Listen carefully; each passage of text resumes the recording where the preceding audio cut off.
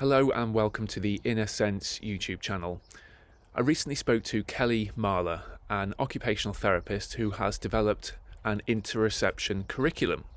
It's a program for teachers working in schools to help pupils develop their sense of internal body awareness. It's proven really popular among schools with children with additional needs. Kelly has a real gift of being able to take insights from the scientific world on interoception research and present them in a really simple and engaging way that helps people understand how important their inner sense is. During this interview, we also touched on the sequence Kelly follows when working with people suffering from post-traumatic stress disorders. So she sequentially builds trust via co-regulation of bodily states first, then helping clients discover or rediscover their inner felt sense before finally moving on to handling thoughts or cognitive work. It was a real pleasure speaking to Kelly. I hope you enjoy this interview too, and please remember to subscribe to the Inner Sense channel for more like this. Thank you very much. So maybe it'd be really nice to hear how you developed that curiosity about interoception and how this led to you developing a whole curriculum. Yeah. Do you want me to speak to that now? Yes, please. Yeah. Okay. Well, I am an occupational therapist by trade. So as OTs, we are very knowledgeable about neurology as well as sensory processing. So sensory is a big piece of what it is we do. And when I first became an OT almost 20 years ago, we were only talking about 7 senses, right? We had the 5 outside senses, and then we had vestibular and proprioception. And I was helping a colleague of mine to revise a sensory processing book. And through a lot of my research, I started to read more and more about this thing called interoception. And at the time, before I started writing this book and doing research, I thought interoception was just like this like toileting thing. Like I really had no idea like what it was. So as I was just, reading a lot of Dr. Craig's work and, a lot of other brilliant scientists, I, became so aware of the fact that interoception is so pivotal in so many areas of our lives. It has such a vast influence. And so through that research project process and putting that book out there, I started speaking more on interoception, and people were like, oh, tell us more about this thing. So then I wrote my first book just on interoception 2 years after that. So it has been now, a fast track. A lot of the work I'm doing is focused on interoception, and we're looking at it in a variety of ways. And really, as a practitioner, what I aim to do is to take this beautiful body of neuroscience and make it practical. And how do we make it practical and apply it to the clients that I'm serving? And how do we use it to help them to succeed and reach their own personal goals? And so it's all about, as a practitioner, like, how do we nurture this interoceptive awareness and help people to discover their own inner experiences so that they can use that information to thrive in life. So, I mean, that sounds wonderful, and discover their own inner experiences. I think that sums it up, really, doesn't it? It is at the end of the day, it has to be experiential, and it has to be self-discovery. And with all the neuroscience can help us to understand things in a scientific way, in a sort of from biology and our physiology. But it does always have to come back to that experience and that kind of how the person feels in that moment. So with that in mind, with your curriculum, how is that developed in a let's say a school environment or a learning environment? How do the people following your curriculum kind of take it from something that's conceptual to something that's experiential?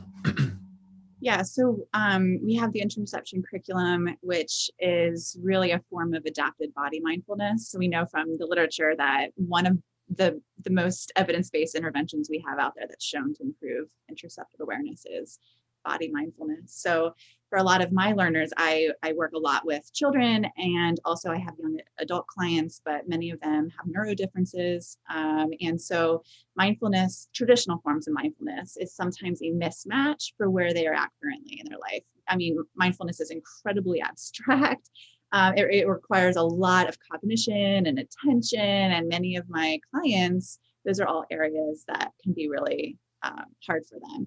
So what we did is we took body mindfulness and we adapted it to make it more accessible and successful for for a lot more people. And so we're using the Interoception Curriculum in pediatrics as well as adults, and having really amazing outcomes.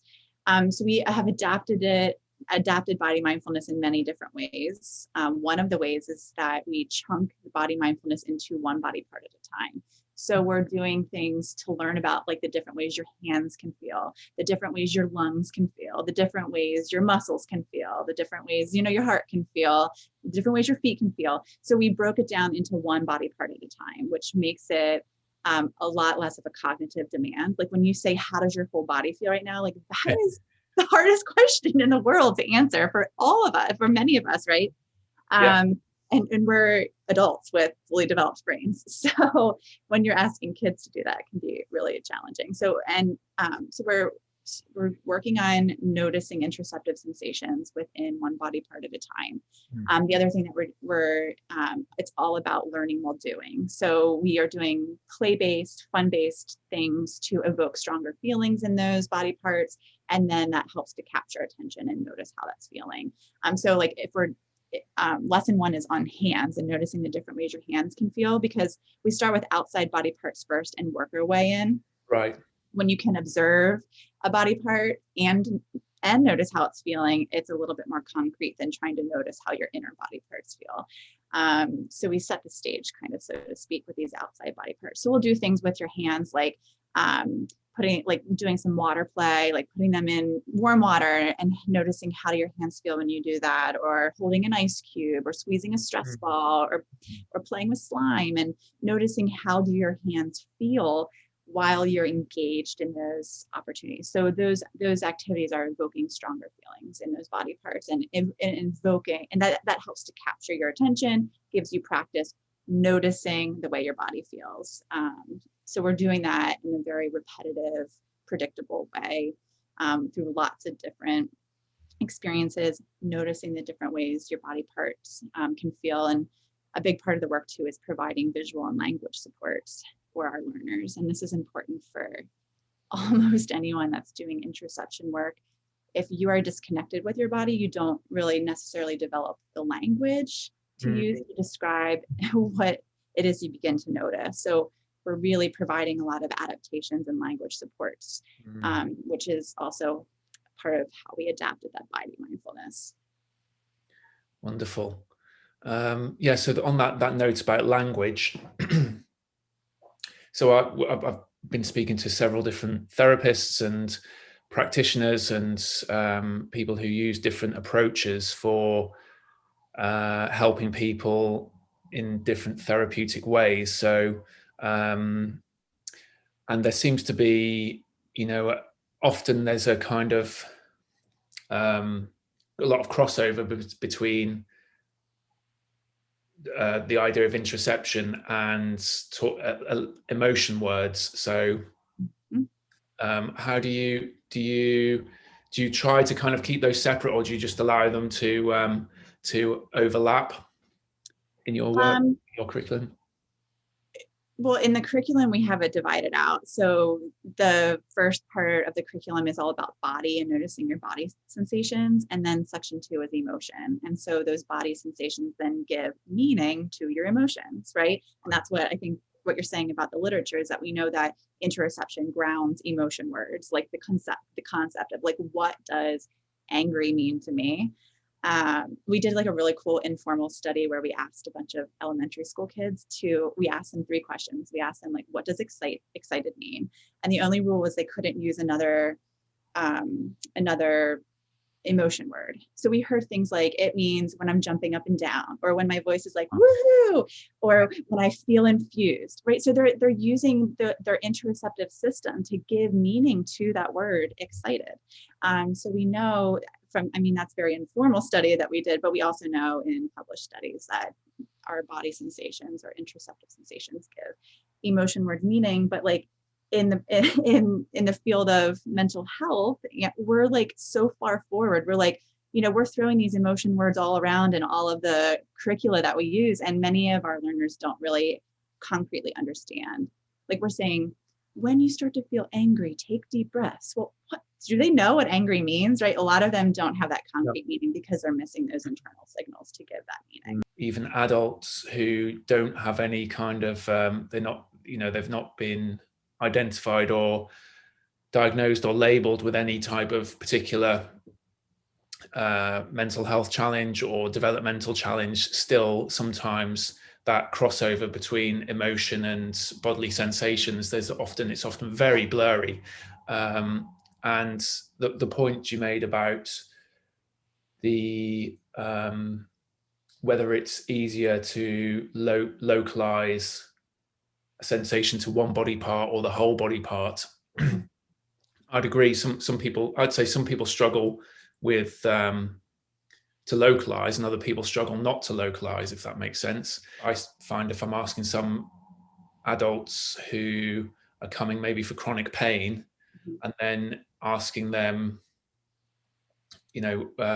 talking about a situation in their life, a stressful event during the past week, and then they may use lots of emotion words, but then to say, okay, so when you feel that emotion, where do you notice it in your body? And sometimes they can't localize it. It is just a whole body thing. It can be a bit tricky when working with people who've not been used to talking about their feelings at all, I find. Yeah, I think that's pretty much our society as a whole. We don't put a lot of emphasis on the importance of tuning in, noticing the way our bodies feel. We don't talk about it, as we're growing. I think it's shifting now. It's starting to become more important. But even like, I was raised in a time where, you were thankful for the food on your plate if you were so lucky and you cleaned your plate, like you ate everything on your plate. Like that's not really listening to your body, right? Now it's healthy to stop eating when you feel full. Like, so I think that we're starting to shift, but there's not a huge emphasis on how important our body is to the emotional process. Have you any thoughts about why our society or culture has ended up in that position where we didn't give credit to feelings and emotions so much, or at least we haven't found ways to sort of characterize and express them clearly? Yeah, I think that's probably due in part to a lot of different reasons. I think especially in the mental health field, it got such it went really cognitive for a long time, and it was like emotions are like these things that like are just a part of like our brain and the way our brain isn't interpreting, but we like completely forgot about like the 90% of everything like from below my hands. Like, oh, we have this whole thing down here. It's a body. Like, oh, maybe it is important, right? And so I think we can even in the mainstream see a big shift back to like, yoga and mindfulness and Tai Chi, like all of those body-based activities are becoming a lot more mainstream and people are starting to shift back. And I think too, like, our bodies are designed to be uncomfortable. Like our bodies are designed from day one when we were born to notice discomfort within our body. And it provides really valuable information. Like it motivates us into action. Like an infant cries when it's feeling interoceptively uncomfortable, right? It cries. And that is its way of saying, hey, I feel uncomfortable right now. Like, I don't know what the infant doesn't know what it means, but hopefully the caregiver steps in, attends to that infant's needs. And then the caregiver's, interoceptive system is once again semi-regulated and feeling comfortable. So that discomfort is so important to all of us. But discomfort is discomfort and people don't like to talk about that, right? It was like, just ignore it, just push through, like you'll be fine, right? And no, it's actually, now we're finding that that's not true. We need to listen to the discomfort. It's providing us like such important information about our bodies, what our bodies need. And so we need to listen better. Yeah, so listening to the discomfort, noticing the discomfort, and then That leads on to the one of the other things I wanted to talk about, which is this ability to self-regulate or even to co-regulate with other people. So that when someone is feeling some kind of discomfort, given what you just said, that's an invitation or some information that we can use, then how do you work through your curriculum to help people take that next step, which is moving from, noticing or possibly interpreting to then maybe some kind of regulation, some soothing, or even activation if they want to want to liven up a little bit. Yeah, so we talked about sections 1 and 2 of the interoception curriculum. So section 1 is the body, noticing your body signals. Section 2 is emotion, like giving meaning, interpreting those body signals for you. And then section 3 is all about action. And that's like finding and connecting to a variety of feel-good actions and strategies. And what we're finding with our clients, that if you're not understanding, you don't have a clear inner experience, you are not connected to things that promote feel-good sensations in your body. And we see that even like, with a lot of my clients, even the adult clients, their attempts at maladaptive coping strategies, right? So they don't know what to do. So then they go down the addiction route or the self-injury or harm way, so that is their best attempt at regulating their body because they're missing that valuable interoceptive signal to help them to connect with healthy feel good actions. So by the time you get into the step 3 of the curriculum, hopefully, if the curriculum was working the way it was intended, you understand your body more. And at that point, we start exploring a wide variety of feel good actions. And again, it's learning while doing. So we're not just going to have you complete a worksheet and check off, oh, I think deep breathing could work for me, or, oh, I think yoga could feel good to me, or, oh, I think helping someone with a chore feels good to me. It's actually doing all of these different things and noticing how your body feels while you're doing them and saying, this does make my body feel pretty good, or no, I don't really like this. And then helping our clients to put together like a master feel good menu so that it's individualized to each person. It really is the proof's in the pudding. They don't have to necessarily choose one intervention or one practice. It doesn't have to be breathing. They can find what works for them, to try a few different approaches and see what really actually feels good. Exactly. Like it cracks me up, like in the schools, like in the US, I don't know if it's like this for you in the UK, but like you go into a classroom and everyone in the classroom has like the same 4 strategies. So if you start to get upset, you can do deep breathing, you can go to the break space, you can get a fidget, or you can like, go for a walk. Like, that's not the way it works. Like, if you ask 10 people what their feel good strategies are, you can get 10 very different responses, right? And so to help people to be able to explore what it is for them in that unique set of activities that promote those feel-good sensations is so incredibly empowering for people. It's a very different way of teaching, though, isn't it? It's not just this didactic one direction. It is learning through that felt sense. I love how you just said that. It is not us telling someone how we think they should be feeling. It's helping them to discover for themselves what it is that they feel. Yeah. I noticed on your website this term social emotional learning. How does that fit in? Because so far we've talked mostly about the person's experience, kind of, which could be whilst they're on their own. That I guess with the curriculum, you've got kind of a teacher and a learner in a certain sense, but talking now more into a kind of social context when there's multiple interactions between people. How does your interoception curriculum fit in with that? Many different ways. So whenever possible, we're trying to use the curriculum in groups because it is such an amazing like attunement activity to really it really just helps connect people. We're all learning about the way not only our own body feels, but how the other bodies feel of the people that are in our space and that we're sharing that time together. But we also know from research that the more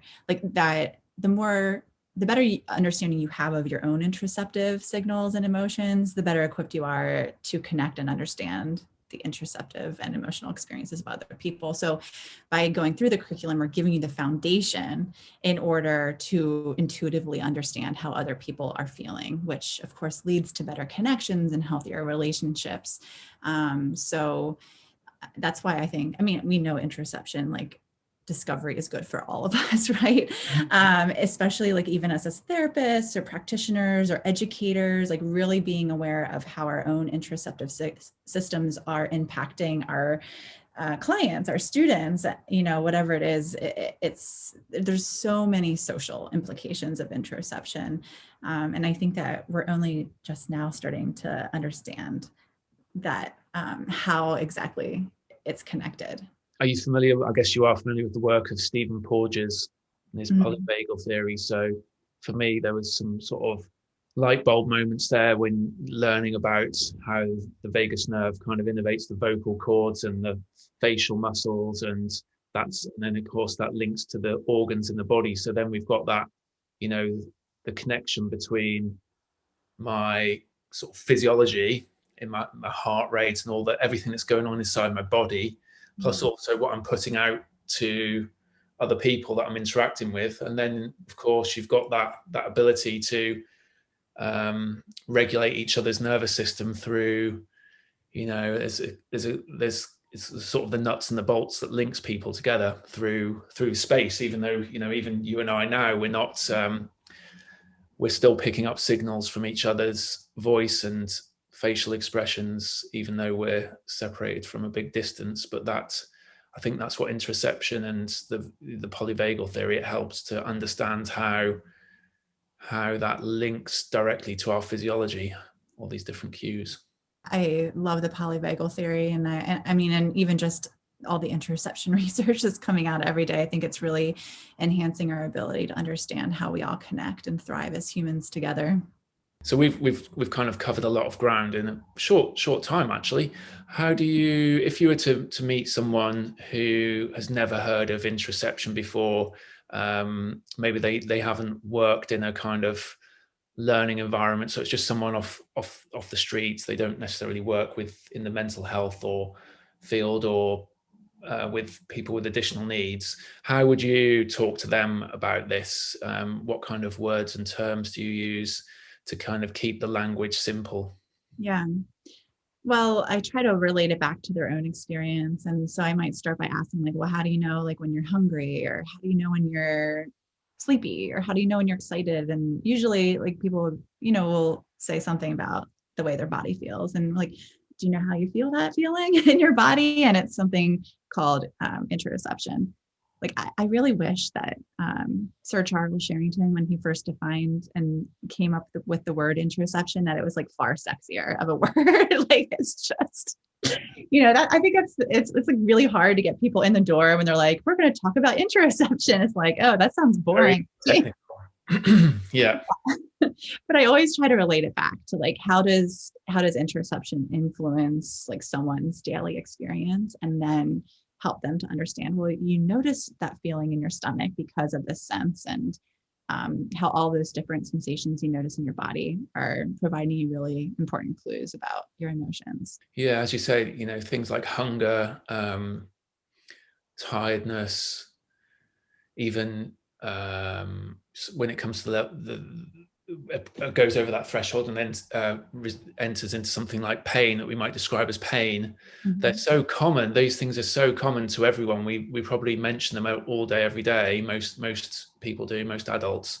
And yet the idea of paying attention to the body and interoception and kind of using that in a more subtle way is still quite abstract for a lot of people. And you know, the one thing that we hear time and time again in our trainings, like when we're doing trainings for caregivers, is that this makes so much sense. I just like didn't have the science, the scientific understanding, but like this makes so much sense to my life. to my child. Like it sheds light on my child's experience and why I'm seeing my child, do the things that they're doing. So I think it becomes common sense if we explain it in the right way, with not too much science, maybe just enough science that we understand what's happening in our bodies and why it's important. But trying to relate it to our daily lives, I think, is so important. I think there's a lot of brilliant neuroscientists that they like to get through all of their ideas and their papers and their manuscripts. Like it's really like, especially if you go over into like the interoception predictive processing field, it's like, you really got to take time to digest that. But I think the tricky thing is like, how do you translate that for the general population so that this brilliant work is impacting society? Because I'm sure neuroscientists don't want their work to just stay in their journals, right? They're probably doing their work to improve the lives of other people. Definitely. That topic, the predictive processing, that's a thing within the field of interoception that made my ears prick up even more, because it explains so much of how we are as humans. And, again, it's like you say, it's often common sense, and we know these things. We know that we have the ability to predict, and there's so many terms and phrases that kind of suggest we're doing this all the time. But it's not until you look at the evidence that shows that we're not just, our nervous system and brains isn't just kind of waiting around for signals and then to react to them. It's constantly generating these models. But that, it just helps us explain anxiety so much better, doesn't it? And understand anxiety. And in fact, it's a normal thing, and it's a good thing that we've got this amazing ability to forecast into the future, and anticipate and guess and imagine and fantasize, all those things. It is so fascinating to think about. And it really helped me to understand in a different way, maybe why we were seeing the improvements we were seeing with the interventions, like especially for my clients that have a history of trauma. And in a very simplistic nutshell, I think what we're doing is we're updating their interoceptive predictions. Like their current predictions are the world feels unsafe, relationships feel unsafe, and so we are, through the interoception curriculum, helping them to update those interoceptive predictions and learn about their bodies in safe ways. And I mean, that's very oversimplifying it, Right. but it helps me to like understand a little bit more about what might be going on. Yeah. I think it's really important to keep it simple, isn't it? As you said. And the, so on that, if someone has got into a vicious cycle, if they've, post-traumatic stress, if that's what we want to call it, they've got into this maladaptive loop where, the body's generating some anticipatory signal, or the bodily process is occurring, but that's providing further evidence that that things aren't safe. Maybe it's fueling a story or a kind of cognitive process which backs that up. Then, as you said, it's going to be different for each person how to kind of turn that tide around and turn it in the other direction. But do you stick mostly to sensory sort of, for someone who has maybe got PTSD and they're into this sort of loop? Do you stick mostly to kind of sensory inroads, or do you ever challenge the interpretation or the story, or enter it in a cognitive way? Yeah, I see that as a sequential process. So we're always starting with the co-regulation piece first, with a lot of sensory-based work and relational-based work, and really helping that person to feel regulated and safe before they're ready to like really be able to shift their attention within and start noticing the way their bodies are feeling and learning about that. And then so I see like co-regulation is first with that relationship piece. The second piece is the interoceptive piece, learning about your body while doing. And then the third piece is the rational, abstract, cognitive place. And what I see a lot of practitioners doing is starting with the cognitive piece. And that's like, I mean, at least for most of my clients, like they are not at that place yet. We need to help them to be regulated first and foremost. learn about their bodies, then they're ready for this cognitive based. Yeah. What do you think about that? I would agree. And I was just, that was bringing to mind something I heard. There's a guy called John Vervaeke. I think he's in Canada, Toronto. I was listening to one of his talks the other day, and he was reflecting on the latest neuroscience, and he was sort of saying that the body, actually the bodily, our embodied sense, our bodily sensations are there to constrain our thinking, actually. I've never heard it said that way before, but it fits. And, I'm sure you've heard of Lisa Feldman Barrett. So she's done a lot of work on the predictive processing, and her concept of body budgeting, I really like that. That's another nice, simple term. And it's all kind of, I think there's lots of different researchers and people translating this in different ways. But yeah, certainly it does.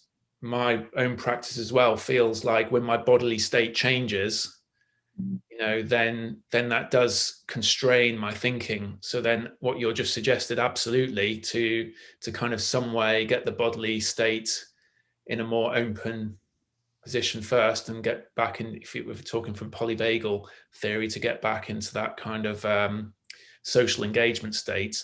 And then that's going to free up those higher functions of the mind to think logically and maybe to kind of be open to changing the cognitive part of the predictive error. Yeah, I think maybe some of the listeners might have just been like, yes, like, yeah, right. But I think you're so right on. And I think that we skip too far ahead. I think that whole co-regulation piece is so important, and of course the interoception piece before people are ready for things like cognitive behavioral therapies. And one of my clients said, she gave such a good analogy. She said, it's like my therapist before understanding interoception. She's like, they just kept giving me the DVDs without checking to see if my DVD player was working first. right. And I thought that was like a really nice analogy, right? Yeah. They just giving her like all of these like cognitive based, but they were missing so much that needed to happen before that. So where do you see your work going then? Are you going to continue focus? So it sounds like I didn't really appreciate you do so much work with adults and I don't know. I'm just kind of like seeing the way things like unfold. I'm really enjoying the research right now. I'm not enjoying the manuscript writing. So that's why we have 6 studies completed and only 1 has been published. So this summer, and my next step is to get all of our current studies, get them submitted for publications. And I'm already slated to have some studies happening next year. I really am very passionate about putting evidence behind interoceptive-based interventions. I mean, I know we have so much to learn, but how do you learn? It's through research, right? And so I think it's really important that we just go for it and learn as we go. We make mistakes every single study, and then we get better the next time. And so I really am really passionate about doing that and helping us to better understand how can we nurture each of our interoceptive awareness or whatever you want to call it. I know people use different terms, interoceptive sensibility, blah, blah, blah. But really just when I talk about it, I always just talk about interoceptive awareness because it's our ability to notice and understand our bodily signals. And that's just me in the practical trenches. How do we understand this interoception science? It's been fascinating finding out more about your work. Where can people find out about your curriculum and your other projects if they want to know more? Well, I have a website, and that's kelly-mahler.com. We have information on there about the curriculum, but we also have lots and lots of free resources. So that's really important to us. So hopefully people find value in that. And we also have a very active Facebook group. It's called Interoception, the 8th Sensory System. We have like 16,000 people in it from all over the world. So people are really starting to become very interested in this topic. So thankfully, all of our advocacy efforts as we join together in this field is making a big difference. So thank you so much for having me on. I really enjoyed our conversation. It's been an absolute pleasure, and lovely to connect with someone else doing such great work. And I hope we can speak again at some point in the future. I hope so. Thanks. Thank you very much, Kelly.